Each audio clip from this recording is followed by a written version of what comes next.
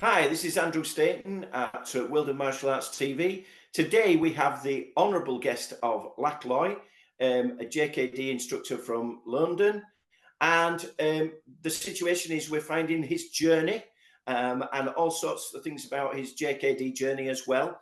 But first of all, as I say, what I want to do is say hi to Lak. How did you get into martial arts? Thanks for having me on your podcast, first and foremost. And um, I hope we can add some value to your listeners.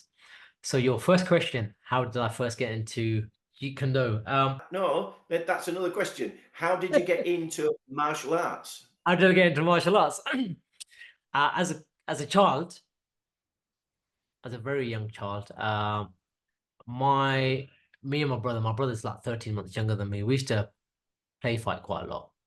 And my dad, he brought us up on Bruce Lee movies, and he realized a secret, and this was that if he put a Bruce Lee movie on, both of us particularly mesmerized, and probably that's the reason why there was no fighting, because it's probably me starting. Oh, who knows? But sit quietly, and especially when what he didn't factor into account was we would then try and mimic what Bruce of literally spoon feeding us on Bruce Lee movies. So I think I was hooked from a very young age. The father of us having so much energy, being hyperactive, he enrolled us in the local Shotokan karate classes. Did that 4 years, and that's where the martial journey we started from. Lak, what did you do after Shotokan, after 4 years of Oh, Shotokan? nothing for a very long time in the martial arts space, to be honest. And not up until I was 29 after that. So yeah, a very long break from martial arts after that. Really kind of dived into football at that time.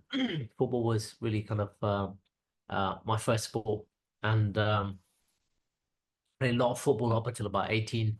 Um, and then it was kind of more sporadic after that once I went to university. So yeah, not a lot on the martial arts space up until 29. So quite later on.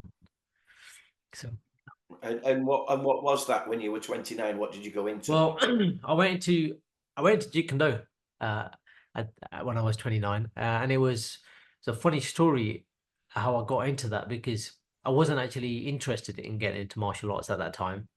And as you'd say, I had a bit of a calling. My wife was 6 months pregnant with our first child, and I woke up one morning and I had this vision, and this vision was a very clear message. I remember saying to my wife, I need to learn Bruce Lee's martial art, and I've been told that I'm going to help people, and it's going to help me as well, both personally and professionally. And it was vivid as day, and she's kind of bemused, she was like, we're gonna have a baby in 3 months, and you want to start taking up martial arts, and at this time, kind of, she didn't say what's wrong with you, but it's kind of, I felt like, she was saying that, but she didn't. And I said, well, look, I've never really had this kind of feeling, and I really feel it's a calling that I have to do something. I have to act on this. I don't know why, but I've been told that I need to do this because it's going to help me and it's going to help other people, both personally and professionally. And I said, look, if you don't want me to do it, that's fine. I get it. But I'm not going to do it without your blessing. And she said, look, well, if you've had a calling, then you need to follow it. And that's where the search started. And that search was an interesting one in its own right. So the journey must have been, how did you find your first Jkd school? Well, I looked, I was working New York at the time, in Manhattan, and I used to work for a fintech company. We used to provide trading systems to all the tier one investment banks, brokerages, and things like that. That was schools.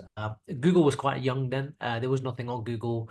There were search engines like Lycos and like Netscape that were kind of the more popular ones, and still there wasn't a lot of intel on those. So don't know there's a martial art that exists in Bruce Lee's name. Don't know that. I don't know there's a name for this martial art. and I don't know where to go for this. So I ended up going to the Wushu temple, and it wasn't, it didn't feel right to me. There was nothing against the actual art itself. It just wasn't what I think I was meant to do. And um, so I got invited to consult in a investment banking company based in Midtown. I was a member of a New York Health and Racquet Club, all these clubs spotted all over Manhattan, and I went to the local one. And as I say, it's fate. I walked past the studio, and in the corner of my eye, I saw a poster saying "Learn Bruce Lee's martial art, Jeet Kune Do," and that's the first time, I snapped my neck back, looked at the sign, and that's the first time I realized, wow, there is a martial art in Bruce's name, and it's called Jeet Kune Do, and I need to sign up. So it was, I signed up pretty much as quickly as I could, and the rest is history, as they say. Well, it's not history. Who did you train with? That school was affiliated with Ted Wong, Bruce Lee's sparring partner. So it's a New York Martial Arts Academy, NYMMA. That's still there. It's now affiliated with Chris Kent, following Ted Wong's passing. Bless him. And so yeah, they're now, affiliated with Chris Kent now. And so I was very lucky to fall into um, a pure lineage in Bruce Lee's martial art. You know, I didn't know a single name in the Bruce Lee's martial art community. His first generation students, first generation instructors. I didn't know any of them. I didn't know who they were. Somebody could have said a name and it would have gone straight over my head. So all I can say is something was looking down on me that I fell into the right place at the right time, and that was guided by the masters within that space. Do we have a name that we can portray? Who was the person that was teaching there? I think the gentleman's name now, if off the top of my head, was a guy called Derek. The gym is run by a gentleman called Dino. And Dino was an instructor under Ted Wong, and it was Okay. One of Dino's instructors that ran 2 classes in Manhattan on a Monday and a Thursday. And the gentleman that I trained with was one of his instructors called Frankie. And I've tried to look him up, since moving back to the UK, and I can't find him. But this guy was young, quite skinny, but he could pack a punch. And I remember the first time he hit a focus pad, I just thought, what? I was blown away. This young, skinny lad could really leather that focus pad. And I just didn't know how he did it. I was hooked. I was hooked straight away. And on top of that, it's interesting because sometimes I think he was a figment of my imagination, because this guy came into my life and then I had to move back, and he just vanished. But he used to always say, I want to be a professional speaker, personal development coach. I really want to help people. And at that time, it didn't really kind of register with me um, that would be my pathway as well later on in life. And it was almost like he was sowing the seed in that this is what you need to do, this is what you need to do. And then poof, he just vanished. Well, I vanished. I came back to the UK and lost contact with him. And I've not been able to reconnect with him since. But Frankie left a lasting impression on me, and he was so inspirational that my start in Jeet Kune Do was one of inspiring all. I really, really loved it. It was fantastic, and it's that's what I've tried to carry through ever since. And I didn't even realize it was him that sowed that seed right at the beginning. Yeah. Where does Seafood Tim Tackett fit into the picture? So I came back. I came back a year later. So I trained with New York Martial Arts Academy for a year. Then I came back to the UK because our firstborn was born then. We didn't really want to bring her up in New York. And when we came back, I just before I came back, I was looking up online to see if there are any Jeet Kune Do schools in the UK where I was moving to. And I decided I'll move back to my, my home village, or hometown, should I say, which is up in Leicester, in the Midlands. And 3 months before I moved, I found Urban Martial Arts run by Kotlin Wan. Now, that school wasn't open at that time. It was about to open. And luckily for me, there was some information online. So I actually called him and had a conversation with him before I actually moved back. And he said, yeah, we're going to start up. We're going to teach Jeet Kune Do. And he was affiliated with Lamar Davis at the time. And Lamar Davis, is one of those rare gems that has trained with loads of the first generation students himself out of his own time and effort, energy, and really got a wealth of experience in that space. So we were training under Sifu Lamar Davis initially, and then I trained in Leicester for about 4 years, and then eventually I ended up back in London, um, which is where most of my my professional services are in the daytime, and ended up back in the banking world. And I got a call from my instructor Sifu Kotlin Wan, and he said, look, we've got a gentleman coming up. He's over from the States. His name's Tim Tackett. He was supposed to do a seminar for a gentleman down in Southampton who couldn't get enough numbers in order to make up their seminar. And so he was kind of in a bit of a bind. So he'd called around other Jkd schools in the UK, and he called Kotlin, and Kotlin's like, yeah, bring him up here. And I went up and did it was an evening. I think it was like a Wednesday or a Thursday evening, midweek evening seminar, and did that. And that's where when Sifu Tim Tackett recognizes, and he thought, well, I want these two lads to represent me, and that's where the journey started. Yeah. Just to go off tangent one more time, and then that's it. We'll go back to the thing. What do you feel Jeet Kune Do has to offer everybody? Just by in the martial arts sense, what is it that makes it slightly different, or slightly better, or slightly just for certain people? What do you think the essence of Jeet Kune Do is?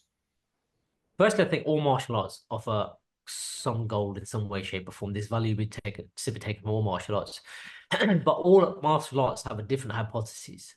So some martial arts are, used for display. Some are used for sports, and some are used for street fighting.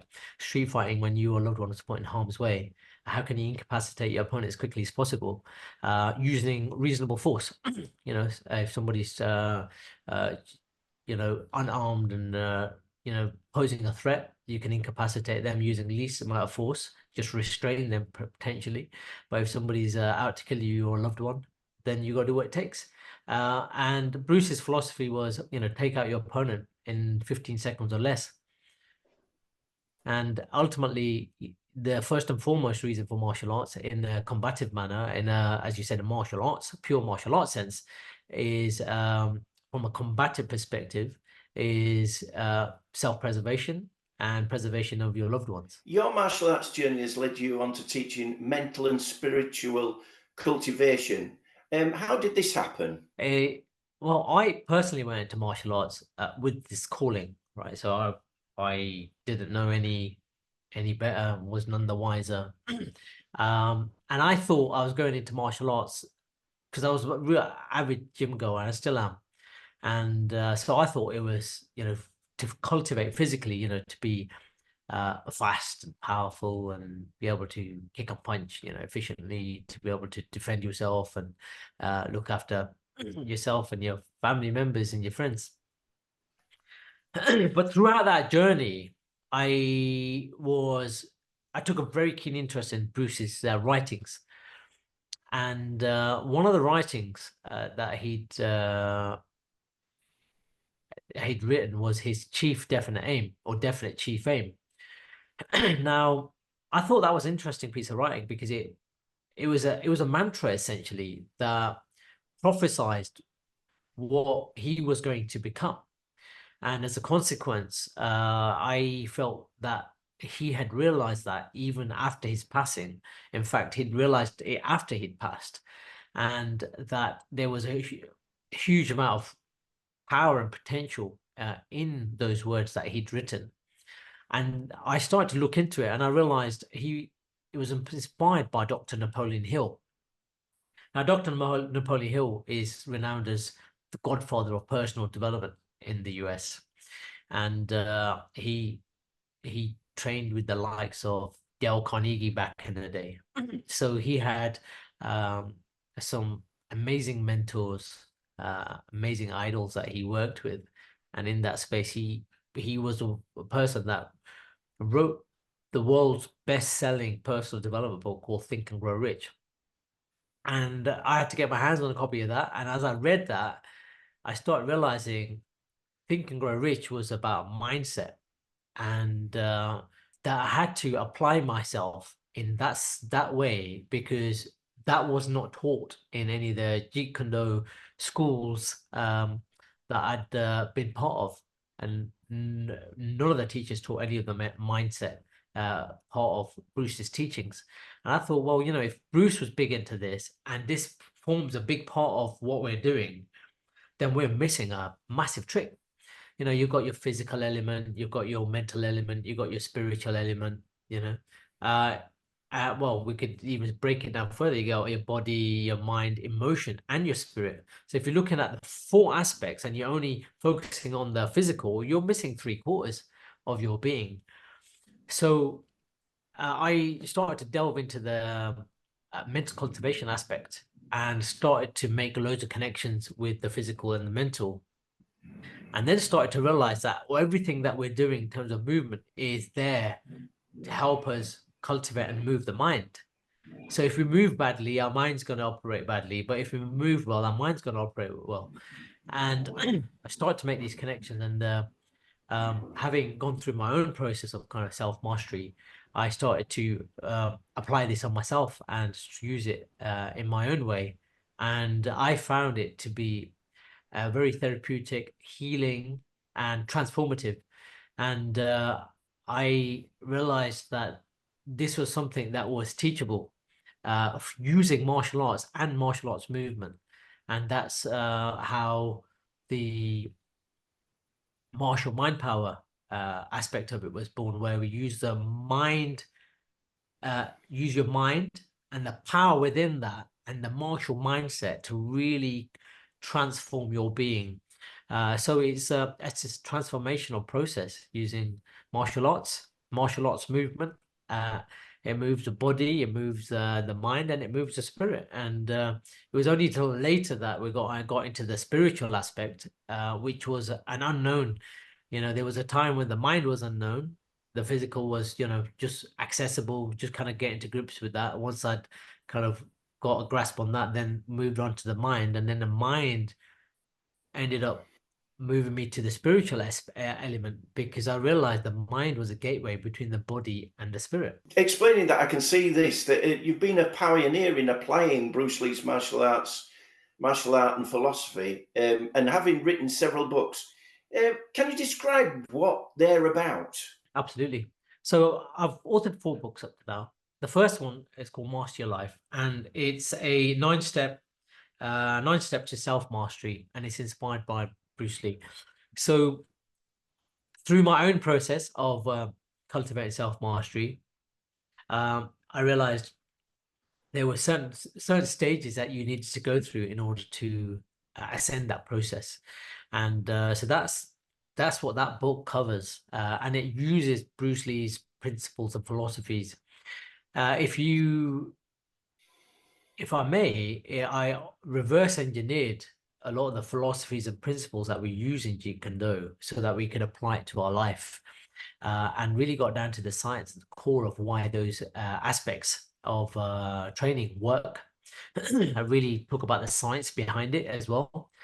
So we evidence it with science so that it's becomes a bone. So that is something that works, is something that the scientific community has proven, and you can then apply it in your own way, and then using martial movement as a consequence. The second book is a book called The Art of Thinking Without Thinking. Now, this is a book about self-actualization. Now, what is self-actualization? Now, Bruce talked a lot about self-actualization, and it's really about discovering who you really are. We've all got this innate soul spirit, and that has an identity, it has an essence. And we're really in this world to discover that.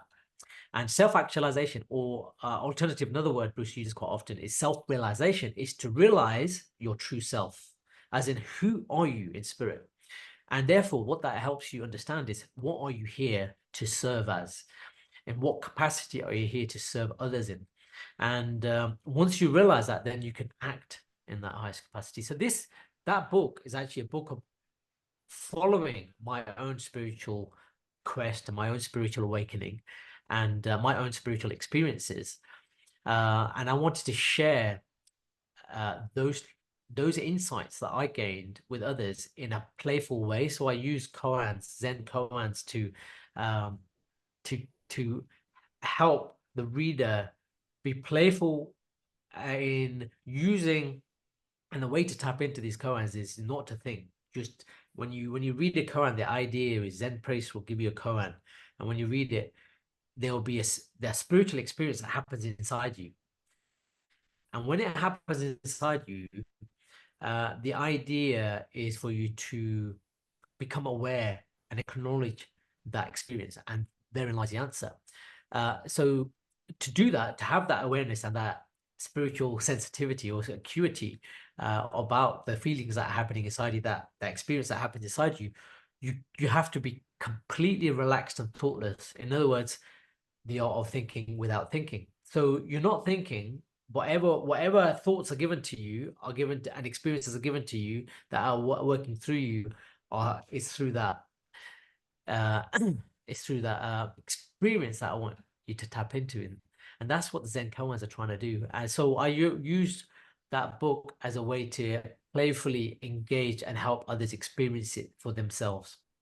The third book was Original Truth, and this is a book about living the martial way, and it's a book that that both yourself and Will have been very instrumental in. It started off, as you're well aware, as a series of articles in the Woma magazine, and later on we expanded that into a book which had more expansive chapters for each of those.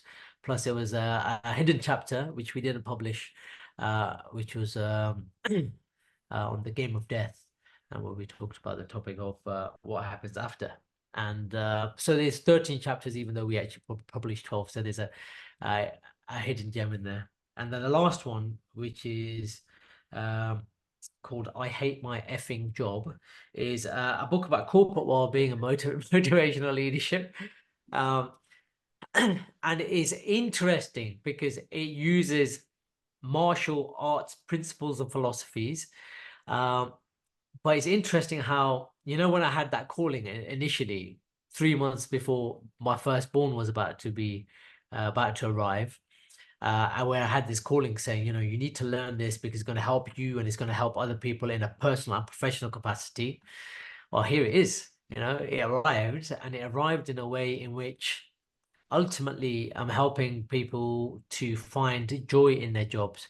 I help them transform their hatred for some experience, unresourceful experience that they're having in their job or their work experience, into one that they do love. And it's written in such a way that it's written to address employers, or that could include managers and leaders and things like that, and also employees. So it's for both. And ultimately, I think really it's a book about using martial mindset, but in a corporate setting, right? You've done these 4 books, Lak, and they look terrific. And thanks for giving us the sort of like the accolade of helping you out with the third book. But now, how can people access this resource? Is it just books, or is there anything else as well? We've got books, so they're all on Amazon, so you can have a look at on Amazon. We've got a bunch of other resources. We've got something called a digital dojo. So we've got resources online. It's like a learning hub. People can join that, and we've got the self-mastery course video series on there, meditations, martial arts community forum, a whole bunch of fitness work on there. So that's quite extensive. There's a whole bunch of stuff on there. So you just go to martialmindpower.com if you want to access that. And then we've got classes and we do workshops and experiences. And then the last bit is applying it into the corporate environment. I can see from your first 3 books, embody martial arts and philosophy. How does the corporate well-being book embody martial arts and philosophy? It's a good question, and the answer to that is quite simple. The corporate Good. well-being, the corporate well-being book is just about justice. All right, it's justice to be done to the employees and employers, and to create a harmonious environment. So really, martial arts, if anything, is about being a justice warrior. And I think when we use the word warrior, we got to be careful that we're not overly aggressive, and that actually we do things with love, kindness, and compassion. So what we're trying to do here, the teaching behind this is something called Santa Sipahi. It's a Sikh teaching actually, which means Santa means saint and Sipahi means soldier. And the Santa Sipahi means we're all a saint and a soldier. So there's times where we have to be saintly, we're silent, we're listening carefully, we're being attentive, we're being aware. And but sometimes that silence can be misconstrued as the weakness, and people tend to walk all over you. Now, that's when the Sipahi, the soldier, stands up and he says, no, you can't walk all over me, right? Just because I'm silent, don't take that for weakness, because you'll wake up the lion within. And so the soldier stands, and the soldier is the one that says, no, you can't treat other people like that. You can't treat me like that. And you want to do things the right way. I understand that, you can't always do things the right way, because sometimes you might have to not deliver everything, but deliver part of everything, because you don't have the right time, you don't have the resources, and so on. But ultimately, you want to do things the right way, and do it with integrity and honor. It's very hard to do that, because once you start to slip on those two pillars of integrity and honor, it's a slippery slope to self-dishonesty. And Bruce was a big advocate for honestly express yourself, and he said, honestly express yourself. Easy for me to just stand there and put on a show, be cocky and all this, that, and the other. But it's very difficult for me to be honest with myself. And it's only when you're honest with yourself can you be honest with others. So, what we're trying to do here in this space is educate, inspire, and empower employers and employees alike, so that really they're teaching in the highest power. And that highest power is actually love. And Danny Inosanto, who was one of Bruce Lee's confidantes and closest friends, and he ran his LA Chinatown school, he wrote, and I'd like to read this quote because I think it's really powerful, and I hope this puts things into context for martial artists and people that are using the martial mindset in their personal and professional lives. And he said this. He said, "Love is the highest art. In ancient times, you trained so hard, not for the sake of killing people, but for the love of your family, for the love of your mother, your father, your children, your tribe, and your body. It is the love of life. That is why we train so hard, so you can preserve life." And that's really what we're trying to do here, is preserve people's lives in all aspects of their being. Martial arts isn't just for the dojo, and it isn't just for your personal life. It's also for your professional life in all aspects. How many different ways do you represent yourself and express yourself outwardly? When you might be a brother, a son, a father, a grandfather, a friend, a work colleague, a guide, a confidante. Uh, so many different roles we play for different people. And I remember my daughter gave me a Father's Day present one time, and it said, for some people for some people, you might be just one person in the world, but for me, you are the world to me. You are the one person that means the world to me. And when you're wearing all of these different roles or expressing yourself in all of these different roles, if you're doing it with kindness, compassion, and love, and you're doing it from a higher place, which if you're operating from a place of love is the highest place, then you can have that effect. You can be the world to someone, not that you want to be the world to someone, but because you're there for them in that capacity. And they will also, you can also make them feel like they are the world. They are the most important thing, especially people that are suffering from mental health and anxiety. I mean, that's a big problem within the corporate world at the moment. Sorry, I've got a little bit of a coarse throat. And 95% of my students in my martial arts school come in because they've got a mental health issue. The other 5% come in because they want to entertain themselves with fitness and some activity that occupy their time. 95% of them are coming in because they've got a underlying mental health condition. And usually it presents itself as, I'm overweight. But what that means is I've got self-confidence issues. I've got self-esteem issues. Or I've got anxiety issues. Yeah, I've got anxiety. What that means is there's something that's causing your self-confidence to be lacking, right? And these trends and all the different various ways that this presents itself, it repeats again and again and again. Bullying. Loads of adults that attend martial arts have been bullied when they were young kids in school. Yeah. And it stuck with them all this time. And here they are in a martial arts school Absolutely. trying to heal from that underlying trauma that they might have forgotten or not recognized. It's amazing. Definitely. Yeah. Definitely. So that's what this work's all about. We've done interviews with other people, and that has come through an awful lot, an awful lot. Just a couple of more questions. You also founded MMP Talks. What is that, and how does it work? So MMP Talks, Martial Mindpower Talks, it's a talks platform. It's a TED Talk style talk platform. People come in and do 20-minute talks. And what we do is we invite, or people nominate themselves or other people that are masters in their field. Now, what does that mean? We are trying to spread self-mastery that's inspired by martial arts. So our core mission is to help raise the awareness that martial arts is more than kicking and punching, and that it's a really powerful conduit to help cultivate self-mastery, so body, mind, emotion, spirit, so that one can be the best they can be, to raise human consciousness, be the best they can be, and to make the world a better place to live in, one person at a time. So we have speakers that come in and they'll do a talk on their specific subject. And it's amazing, actually, the speakers themselves, because they might have practiced martial arts, and maybe a small teaching in martial arts had made a big difference in their life.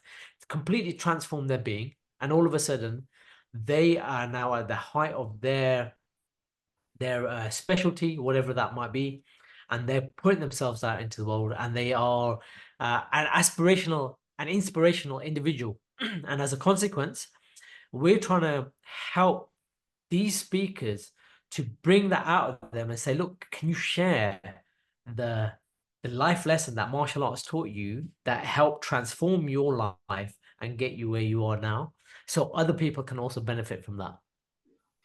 I'm going to take you off a little bit off your comfort zone for a minute before we wind up. My passion, of course, is the art and philosophy of Bruce Lee. And so basically I take to some things that have not really sort of like stood on very often, but you might be able to enlighten me a little bit. One of Bruce's real passion projects was the silent flute. And I was always told that him and James Coburn did an awful things called Sufi tales and things like that. And basically within the script, there is an awful lot of that.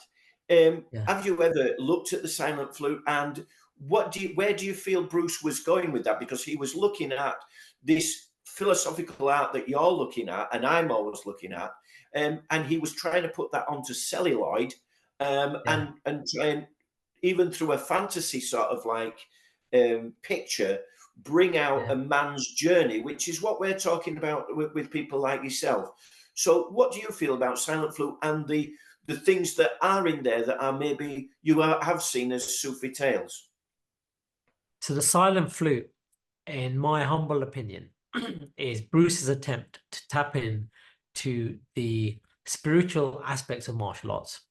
And he's approaching that through the Sufi angle. Now, Sufis, or the swirling dervishes as well, who are part of the Sufism movement, is a beautiful movement, a highly spiritualist community of people that try and cultivate spirituality, and that means really connect to the higher self-realization, which we talked about earlier, through their practice of Sufi philosophy, applying that philosophy into daily life, the way they live, the way they think, the way they talk, the way they act.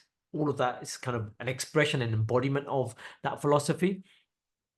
And I think that was Bruce's magna opus piece of work in that sphere.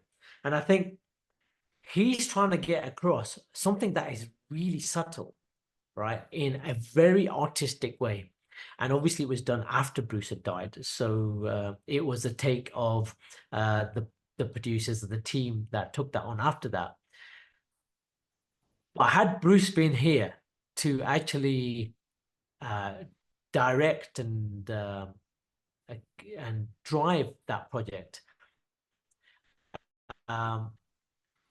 I think it would have even been more impactful than what it already is. And what it already is highly impactful, but you have to have that one very open mind to watch it, because it's not Bruce's typical fanfare big screen entertainment movie. It's very subtle, it's very artistic, it's beautifully put together, and it's touching on very subtle topics. And these subtle topics are so subtle, but they have an everlasting impact on a being. And I absolutely love that movie. I wish Bruce was in it, and I wish Bruce was part of that process. But I know that, you know, from reading some of the books by Matthew Polly, and the later one by John Little, where he alludes to it a little bit. In particular, I think Matthew Polly alludes to it, that he spent a lot of time working on it, but then he got distracted by Enter the Dragon, and that took away a lot of his time, and it was a project that he always wanted to come back to. And I think I would say, if anybody really wants to understand Bruce and his mindset, there's two places they should go to. Number one is this book called Artist of Life. That really gives you a sense for what Bruce was thinking and how he was thinking and writing it down. And the second is Silent Flute, because the Silent Flute helps you understand where Bruce was intending to go at that time. And that was probably his highest piece of work. I'm talking about where you're going. What's your next step, young Lak? Oh, I'm from a big drink of water. Yeah, I've just come off a bit of a cold, so I'm a bit coughing, it's blurting a little bit. So apologies for all of that. What is my next move? I think the corporate well-being part of it is really important to me. You know, I've been in the corporate space about 30 years, over 30 years now. I've been lucky. When I was in the States, I was working on Wall Street, spent 5 years in a Wall Street firm. I spent the rest of the time in the city of London. And, you know, you'd think that technology would make your life easier. And ultimately, that's what it's there for. But what it's done is it's made the pace of life faster, and therefore the expectations greater. And with the kind of like the modern mindset, you know, we all live in a fast food mentality. You know, we want everything now. And it's the same in the corporate environment. So everybody wants everything now. You know, there's more pressure on people within the workforce. And this is having a detrimental effect on people's mental health. And having gone through this whole process myself, and there's a reason why I'm in this space, and there's a reason why martial arts was given to me, and there's a reason I had that calling, there's a reason I've been compelled to write these books, is to help people, to help them really operate in a space of effortless ease and buoyancy in all walks of their life, and in particular their work. You know, if you're spending 2/3 of your day or even a third of your day in the work, you spend a third of your day in a work environment, you spend a third of your day sleeping, and you spend the other third, hopefully, doing personal activities. But what's happening is that third of personal activities is getting consumed by work. So you're spending more than a third of your time working. And, you know, at the end of the process, at the end of this journey we call life, you know, we have to, you know, if we are lucky enough not to get hit by a bus and go instantly, and we have the time to contemplate, you know, what did I achieve in life? Did I actually do anything of value for others outside of myself? I want to confidently be able to answer that question and say, yes, I wrote books, I wrote programs, I put events together for other people to make their lives richer, not to make me rich. I don't want nothing from it, but it was my calling. It's the reason I'm here. It's my true self. And I'm putting myself in that position that I'm serving in that capacity. And that's what it's always been about. And I'll continue doing it until my last breath. And at that last breath, if I have the chance to answer that question, I'd like to look back and say, do you know what? I touch people's hearts, minds, spirits. And that's all what it was about. Nothing more, nothing else. It's not what cars, motorbikes, houses, and, you know, material things you've got, because they're all gonna fall, they're all gonna decay and deteriorate and rot away. The what doesn't rot away is the imprint you leave on people's heart, mind, spirits, and that's what it's all about for me. Leaving on a high, thank you so much for that. That's beautiful, absolutely beautiful. But now, just on a lighter note, should we say, um, on these deeper things that we've been thinking about, what's the funniest thing a student has ever asked you? A funny thing. I mean, I'll be honest with you. There's a lot of funny questions students ask you all the time. You know, I think there's you know, depends on the level of conscious maturity of a student, you know. But the younger students in their spiritual maturity will ask questions like, "Oh, Sifu, what do you think is the best martial art? You know, what would you think? What martial art would you think? Do you think would win if you put this art against another art?" I mean, that was the hypotheses of UFC originally, you know. And to be honest with you, so it's a very childish question, because it's ultimately about the individual, you know. You could have, Yeah, you know, you yeah, could, if you think, you know, RA is better than RB, but the practitioner A is weak, then, and B is fairly competent, B is probably going to do better than the person practicing the better art. So it doesn't make sense, right? So it's just a very immature question. Um, another question that I get asked quite often is, Sifu, when was the last time you've been in a fight? And and that's always an interesting one, because I know they're expecting me, you know, to say, yeah, you know, you messed up somebody because they did this, that, and the other, and they want that, you know, that hero's story, you know. But really, the answer to that is every day. And they mean, what do you mean every day? We had a fight today. I'm like, yeah.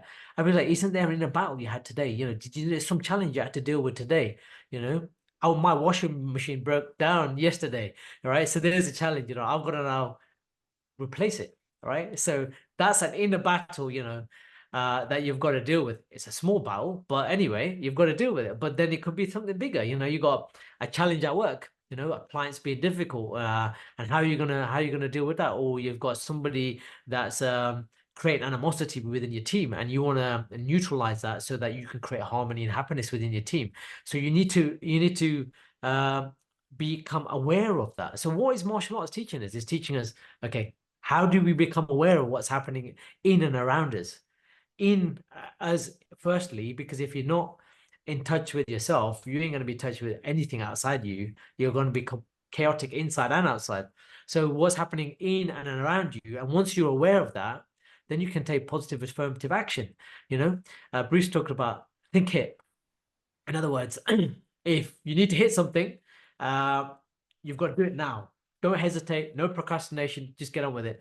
And sometimes you've got to become really quick at, observing, orienting, deciding, and acting as quickly as that.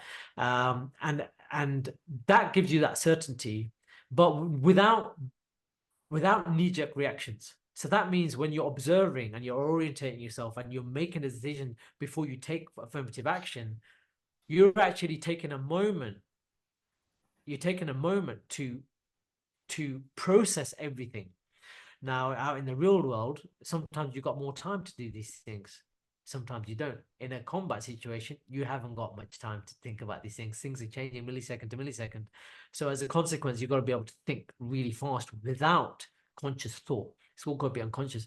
And we're trying to do that in a daily life. So uh, every day is a battle. And it doesn't mean those battles are hard or easy. They just are what they are, and it's just challenges and things like that. My wife's going to have an operation on Friday, so I'm very calm and comfortable with that. But your average Joe that doesn't have self-mastery over themselves would be panicking and worrying and winding up their partner, because that's the last thing they need. What they need is calm and quietude and assurance that it's going to be okay, because it's a mindset. And a friend of mine, one of my students actually yesterday said, a loved one has got cancer. And there was a study that was only published last week's in Apple News. And there was a study on how um, uh, if you are negative, if you are in a negative state of mind, your body releases um, releases um, um, these like a mesh, and this mesh is there to kind of capture rogue cells, okay, and so it captures them and it destroys them. But if you've got cancer, what it does, it starts to coagulate and build up all these cancer cells, and then you start to develop lumps. And this study is the first study that's actually proven that when you're in a negative state of mind, how it actually exacerbates the buildup of cancer and the spreading of cancer. So again, the point was to my student that take this scientific article and ensure on the back of that you keep your loved one in a high spirits, keep them calm and relaxed, and that way she will reduce that buildup, and it will help them as they go through their medical therapy. And so these kind of things, is how do you apply it in every day, and it all boils down to when you're in a fight. When you're in a fight, you've got to be calm. You've got to be at this. You've got to be, in the eye of the storm. And in the eye of the storm, it's completely calm, but all the chaos is ensuing around you. And we've got to try and make sure that if there's something that's happening in our lives that starts to become like a bit of a storm, like a bit of a tornado, you're in the center of it, completely calm, see what's happening, and then make an informed decision. What is it that you need to do? And then to take affirmative action. So, these are the kind of questions that students ask, and they all kind of end up pointing back to self-mastery again, and how you can apply martial arts. So I know you didn't want a deep answer, but the reality of it is that everything is deep, but you've got to get so good at doing it that it becomes light, and it becomes effortless and easy, and buoyant. And those three words, I think, really is a crucial mantra in life, that once you learn these things, initially, it's conscious and it takes work and it takes a lot of thinking and practice, but eventually you've got to be effortless, easy, and buoyant. So then that translates to grace and how you can move through life graciously. And, the, typical kind of, um, perspective or image of a martial arts grandmaster or someone like that, someone at the height of their art is somebody that's so graceful, that literally looks like they're floats, they talk easily, softly, and so on. And I think that's a beautiful aspirational place to be, but you can be that if you put the effort in. But you got to put the effort in. Self-investment. It's a huge self-investment process. It sounds absolutely amazing. You can see that I have been keeping very quiet because I've been attentive and I have enjoyed every minute of it. Lak, thank you so much for your time. We'll most likely be coming back to you fairly soon. But at the moment, we wish you all the best with what you're doing, and we'll touch base with you soon. And thank you so much. Thank you so much, Andrew. I really appreciate your time and Will. And I hope that this podcast is going to give you some value to your listeners and viewers, and they can take something of importance today away and practice in their lives to help enrich it. So from my heart to yours, thank you so much.